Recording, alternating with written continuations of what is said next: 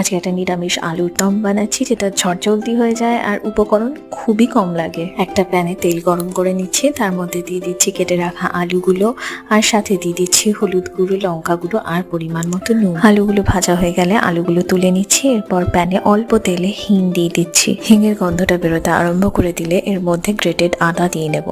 তারপরে শুকনো লঙ্কার গুঁড়ো আর কাসুরি মেথি দিয়ে নিচ্ছি। একটু নেড়ে চেড়ে নেওয়ার পর অনেকটা ধনেপাতা পেস্ট দিয়ে দিচ্ছি, আর সাথে দিয়ে দিচ্ছি পরিমাণ মতো। একটু কষিয়ে নেওয়ার পর তেল ছেড়ে দিলে ভেজে রাখা আলুগুলো দিয়ে দেব।